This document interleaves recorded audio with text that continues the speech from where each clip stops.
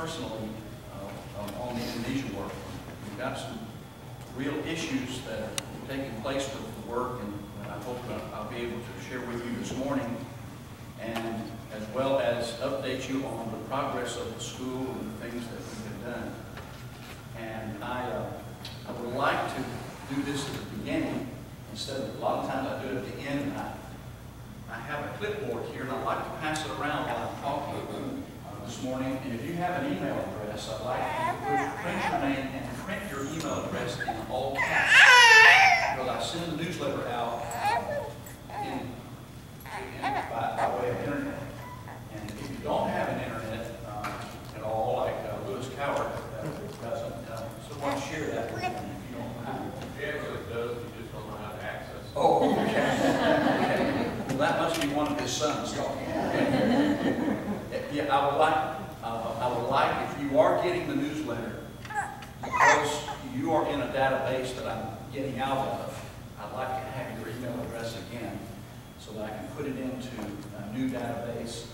And so if you are getting my email address, my newsletter, would you put a little check mark out in the left column there, so that I'll know that you are getting it, and I'll look up your email address, and then I'll know what to do with it. But we've had a lot of, over the past, you brethren have been supporting this work for 24 years. You started about, we figure about 1995. And we're so grateful. I'll be in the Lake Forest congregation tonight in Jacksonville, Florida, and they started about the same time, so I was down here about that time. And I think that's when I met Rodney. It was about then, maybe at Memphis, and then we came over and started supporting the work. We greatly appreciate it, because with your help and the help of others, we have been able to accomplish many things that you will see this morning. And how many of you have not or do not remember seeing a report from me? Would you raise your hand? Just see how many here. Okay, good. How many of you get the newsletter already? Okay, so a couple of you then know what's coming. Indonesia, of course, is located here between Australia and China, and Malaysia, Singapore, and Vietnam, Cambodia, and this area. Also here are the Philippines, and so Indonesia runs along. This is the western half of Papua New Guinea, and it's actually called Papua. And Indonesia begins here and runs to the outer islands of Sumatra. And the school is located on the southern tip of Sumatra. You'll see a map about that in a few minutes. In 2 Corinthians chapter 2, verse 14, the Apostle Paul talked about evangelism and the importance of us doing the things that we should do. And he says that we triumph in Christ. We always triumph in Christ. And we make it manifest the savor of His knowledge by us in every place. And of course, by us, we are responsible to take the gospel to the lost. And we certainly want to participate in that. And we appreciate your participation financially. And that isn't the only way that we are to participate in taking the gospel to the lost. But certainly we want to do that. And each of us have a biblical responsibility to participate in that financially as well as physically. And so we want to do that. Brother Alex Daniel is the director of the school, and his wife Rita work together. She works in the library. The libraries are fairly large, with English as well as Bahasa Indonesia. Brother Tito Sarai and Brother Jago Lemba are all full-time instructors in the school. We have some part-time instructors, and you'll see them as we go through this course. When I was there last month in April, I took this picture, and this is the student body at this time. And we have, the school is a 3-year school now, and so we have the students here are in different levels of education in the preacher training school. And we're glad to have these ladies. We have always had them since the very first time. A number of them married the men, and then we have couples who have had formal Bible training out in the mission fields in Indonesia. Not all of them do, but a number of them do, and they learn a lot of things, and very helpful with teaching women and teaching children in Bible classes and other areas. And a lot of times, brethren will ask me, says, you know, these are very young teenagers. Well, the youngest one in this picture is 20 years old, and the oldest is 32. And so they keep their age pretty good, I hope. And so they're a good group, and we have several classes there. The Apostle Paul also told Timothy the things that thou hast heard among many witnesses stand committed out of faithful men who are able to teach others also. And so, of course, this is the foundational idea of a school, is that we can develop the work in a country. Melanie and I, when we went there, Brent was a young teenager at the time, or maybe preteen, maybe he was 12 at the time. When we went to Indonesia, we wanted to start a school, a preacher training school, so that we would have an influence on a brotherhood. And we feel like that we have done that. We didn't want to go to a country and just work and establish a congregation, but we wanted to try to influence the work in a country. And we feel like that this is what has happened in teaching.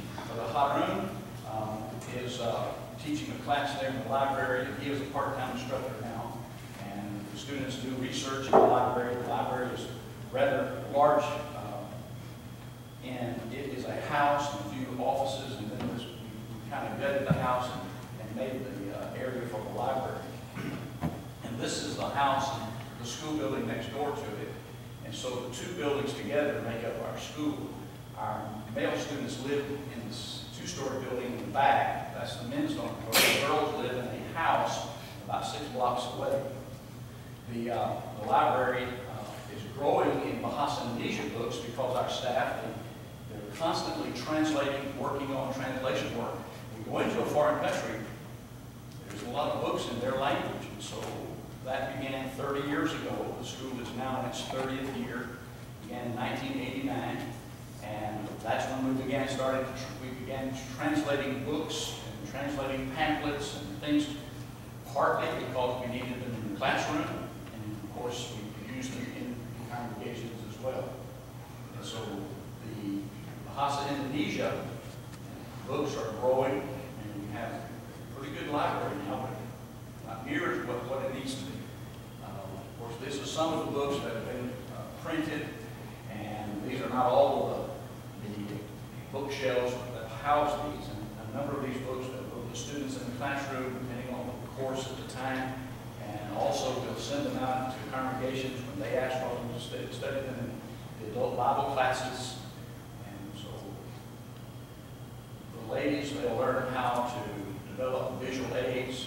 And incidentally, I would like to mention that we keep Sister Magdalena in our prayers. She has stage 3 cancer, and so we're praying for her at this time. And the brother who's standing there in the library teaching is her husband, and they're part-time instructors. The ladies would have chapel once a week, and so they would get to preach and teach the ladies and get experience and practice as well in that way. We have special classes when the brethren come over from the States, as well as I will teach classes. Brother Alex, Brother Tinkle, Brother John, and I think Reed is sitting back there somewhere, and several others. And I think Brother Rick Owens is the one teaching this particular class. We also have started teaching about 10 or 12 years ago extracurricular. We began to teach computer because our students, our graduates, do not get paid from America. We have supported 12 men over the years, but now we're only supporting 2 men. But it was never our intention for men to come there, graduate, and then we put them on support from America. And we have never done that other than these 12. And we sent them in by two families each, and all of them, husbands and wives, were graduates of the school. And they went into 6 different places throughout Indonesia where we didn't think they would go unless they had support. Well, now we're only down to 2 who we are supporting in the mission field there in Indonesia. But by teaching computer, they can go out, they can find a job other than farming.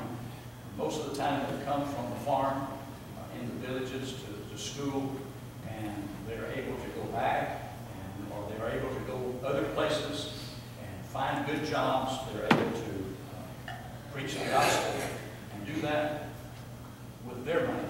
Now, when we supported these 12 men, we told them after the first year, the congregation had to start supporting you, even if it was $2 a month or $5 a month. So they had to teach the congregations to support them, and so that's what happened. We now have 11 congregations in Indonesia who support their preacher fully, and a couple of them have several preachers. And 2 of them have actually supported missionaries, Indonesian missionaries in cities in Indonesia. And so they're getting it about supporting and not looking to the United States for that. So we are glad to have that. Of course, Mark 16, verse 15, the Great Commission, excuse me, Jesus said, "Go into all the world, preach the gospel to every creature." And one of the reasons why in 1997 I took the Fishers of Men there was so that we could have a better training course for our students. And our students take Fishers of Men every year they're in school. And so they're able to teach it, they're able to use it, they're able to train members of the church and to participate in the community. Another thing also is that our diploma is we're now an academy and not a college. And an academy is the next level up. Well, in the villages in Indonesia, our 3-year diploma allows or gives our graduates the clout, if you will. They can teach elementary school, and often do, so that gives them a job. Computer training helps them. And so these are things that we can offer so that when they finish the 3-year school, they can go out and find jobs because they have an education that's generally far above the people in their villages, and so they're able to use those things. Our numbers are growing. I'll give you a preview here. Well, let me just say this first. Our numbers are growing. There are more congregations in the past 30 years than there were when we moved there in 1987, and the school started in 1989. There are more members of the church who participate in special classes and lectureships and many things like this. And so when we now have special things during the year, we're getting a tremendous number comparatively to 4 or 5 when we started 30 years ago. And so we're getting what we call tremendous numbers. And so we're getting the good ones. And there are more members in congregations. And I'll explain this in just a moment. 30 years ago, in 1987, the church was actually 32 years old when the school started. When we moved there, it was 30 years old. It started in 1957 in Medan, and then it went to Jakarta. And on the island of Java, it started in Sumatra, the island of Java, and then it went out from there. Now, I think you've seen these maps. Maybe you've seen these maps. These 2 maps were done by the staff at the school, and this represents markers where congregations were when we moved there in 1987. And as a result of missionaries going there, working there for 3 to 5 years at a time, started congregations because there were no preacher training schools there. And what they did then was when they converted someone, they would take a man and they would support him at Four Seas College in Singapore, which is Singapore here, it's located right here, and the Jurong congregation. And then they would come back. Of course, they had to teach them English because Singapore is an English-speaking country. And then they would come back, and then they would support them in these various places. And about 30 congregations, give or take, at that time. And there was probably some 200 or 300 members of the church. When we arrived in 1987, there were no second-generation Christians. They were all just coming into the understanding of the truth.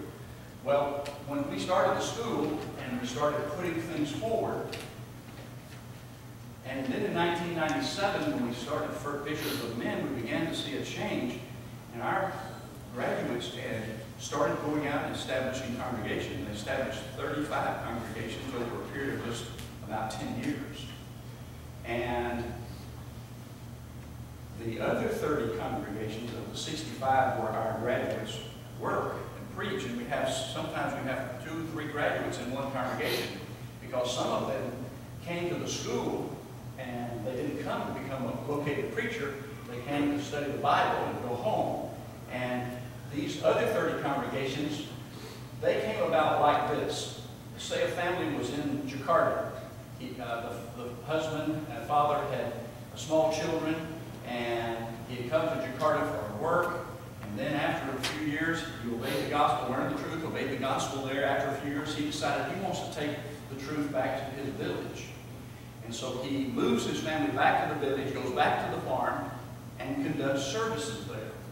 Well, over the next 18 years, as they're doing this, and it doesn't go very far, it doesn't do much because he's reading the few little books that have been translated, and they study things like that. And then they send their sons to the school. And their sons, when they graduated, went back to the village. And so 30 of these congregations came about like that. And so we have graduates in 65 congregations. And so the place looks like this now, simply because of the efforts of the school. Now, we have graduated 105 men, and I think 62 women altogether. And so they're scattered out along this most western side of the country, Sumatra, Java, Bali, in these areas, and the island of Nias, and this island out here west of Sumatra. And so, brethren, if the support for the school stopped today, it would have no effect on that work. None. If America decided we don't want to do anything with Indonesia anymore, all the congregations in America wouldn't stop a thing there. Because they have, except for those two preachers, and they make a little support, they get a little support, but they also get support from their congregation too, and they would survive. And maybe even go back into a job or something instead of being supported fully with us. But that's what we wanted to do. And that's what we hope will continue to grow and develop through the course of the school churning out preachers. Melanie, here's Melanie here. You may remember her. She unfortunately couldn't come.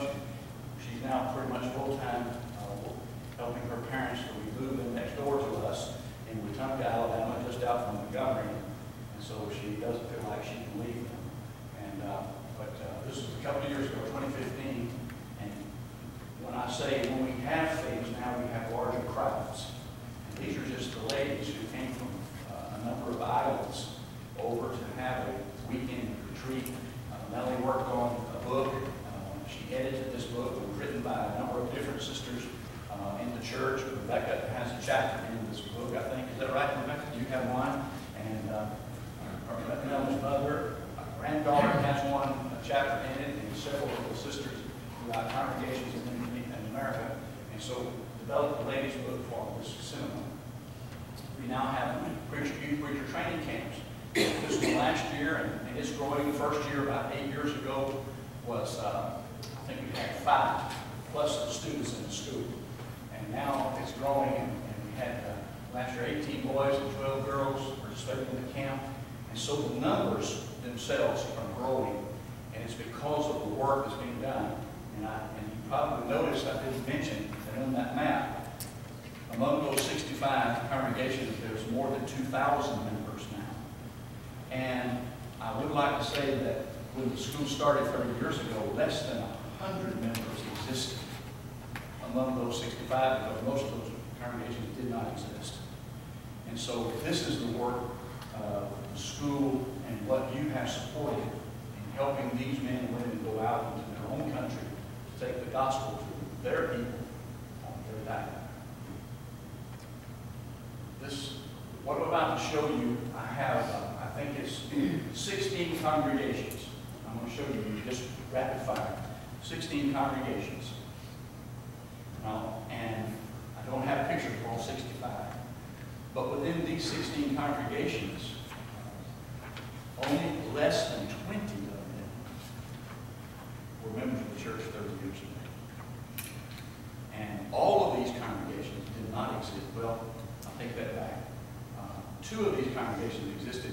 One of these congregations, we started our home in Jakarta in 1992 before we left there. And now they support 2 preachers and 1 preacher in the mission field in Indonesia. And so the numbers here less than 20 of what you're about to see are members 30 years ago.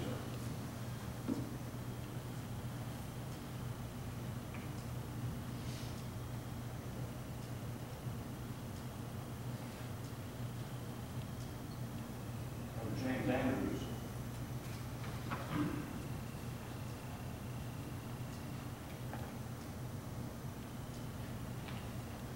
There's Grant and Rebecca. If there's a baby around, Melanie will be holding.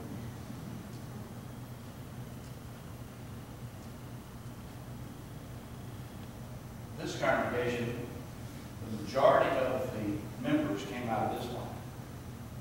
And there are a few congregations who have members who have members because they came out of Islam, but not like this congregation. This is in Muslawi. It's about a 2-hour drive from the school. It's only about 18 to 20 miles from the school. It's really bad. It's remote because of the roads. You think about the numbers. Brethren, our alumni have done this. They have done this work. We can keep churning out preachers. We'll keep moving into the work in the region. But we've got a problem. We have finally come to realize, realistically, we must move this school. When we moved to Lampung, that's the province. They call them provinces. We call them states.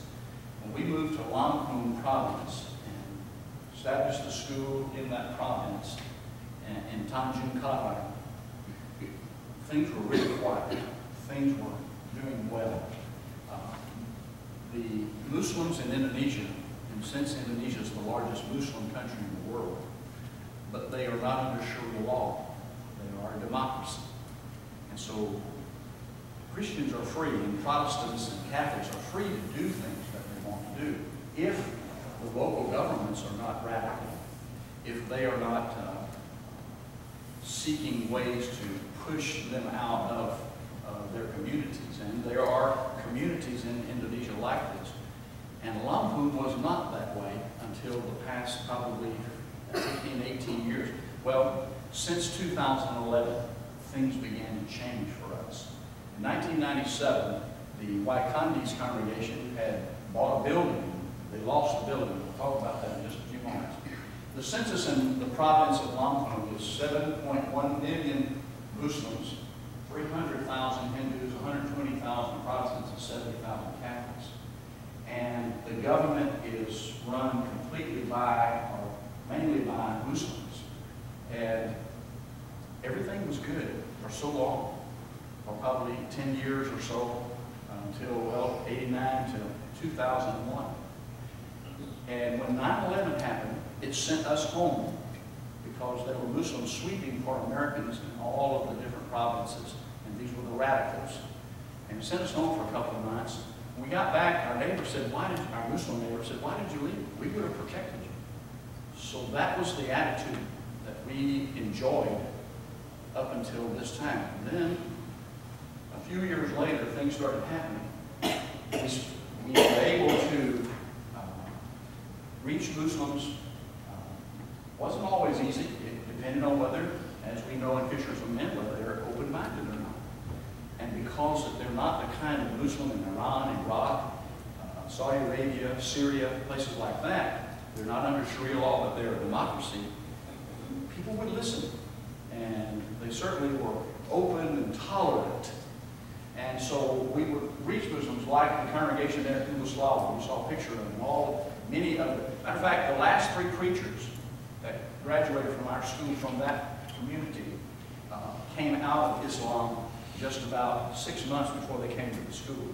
And they're there now preaching and teaching in that congregation, and they're foreigners. But then, all of a sudden, they began, and I heard Alex said it was about 2005, they began to pass laws. And one of the laws, or the first law they passed, was that you could not have a church building near a mosque within 1 kilometer of a mosque. And a kilometer is 6/10 of a mile. Well, there are mosques everywhere. You can't, you'd have to go out into the jungle not to build near mosques. And so this was very prohibitive. Then they came back a few years later and said, if you do want to build a building, you have to have 30 members within the local area, general area of the building.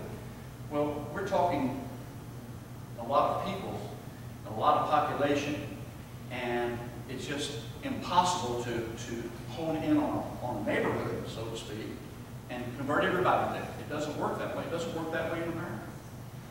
There are probably folks here who have driven a good little ways to be here. And so it doesn't work that way. And then they don't allow us to put up a sign.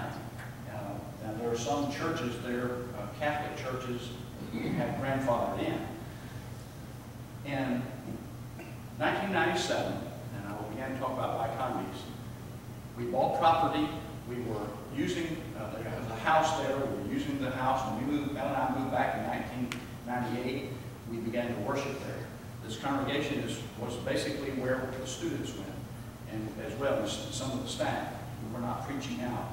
And there are 8 congregations in this part of the country, in this province. And we started working there, taught fishers of men there. Everybody went to work, and by 2002, attendance was running around 70. We went from 25 in 98 when we got there to about 70 when it worked. Well, the neighborhood were Muslims, and we wanted to build a room so that we could have an auditorium, because this is a 4-room house, and we were really cramped. But the law requires that you petition your neighbors to get permission to do so from them. Well, they said, you have to leave. And they went to the magistrates and demanded that we had nothing more to do in this community. They said, we asked them, are you angry with us? No. But you're growing so fast, you're going to influence the neighbors, and we don't want that. And so we had to sell the property and build other property, which we were able to do. But we built it in a non-Muslim neighborhood. And we were grateful for that. But it was also prior to the law coming out, number one. And so because they're still, even though in the non-Muslim neighborhood, there's still mosques pretty close. We were able to do that. Of course, we cannot hang a sign. We're not allowed to have a congregation use our building. We can have lectureships, we can have gospel meetings there, but a regular Sunday morning service and Bible classes, we're not allowed to use our school building. And so that has come about in the past since 9/11, and so that has really hindered us. Now, a couple of years ago, when our students were out practicing, getting experience in evangelism through the Fishers of Men course, they had to go out and talk to people. They were out on the street. One of them was mobbed. Another time, another one, a group of young men mobbed them, and one pulled a knife and said, I'm going to kill you if you don't stop. Our girls, who were about 6 blocks away in the neighborhood, in our house, we were across the street from, our house was across the street from the girls' dormitory, and so it was our neighborhood, and it was the same people who said, why did you leave after 9/11? We would have protected you. And now they complained to the magistrates and said, we not only want them to stop talking to people in the street about the Bible, we want them out of our neighborhood. And so Brother T. Bulls, the writer, you saw a picture of him earlier, one of our staff, went to the magistrate and said, look, okay, we just won't talk about the Bible in the neighborhood. And so we're seeing more and more this thing just starting to really crimp down on our ability to train, because these young people will go back to places they can preach the gospel. But Warung Kung is starting to become like Banda Aceh, which is the northern tip of Sumatra. And they have finally fought for autonomy, Banda Aceh, or Aceh, that province, and they are a Muslim state in Indonesia. And they are autonomous. The government has given that to them, so they quit rebelling and fighting. Well, another state has done this now, and they haven't accomplished it yet, but they're near accomplishing it. And so this thing may take hold. We're concerned about this. and we want to be able to train our students. Well, there's a great opportunity in Monado, and I'll show you some maps in just a moment. But the city of Monado is large and 70% Protestant, and they really need the gospel. And the point is, when Melanie and I worked there for 3 months in 2000, we had Bible studies, many Bible studies, and we taught at times a few, but there are 2 good congregations there, and one of these congregations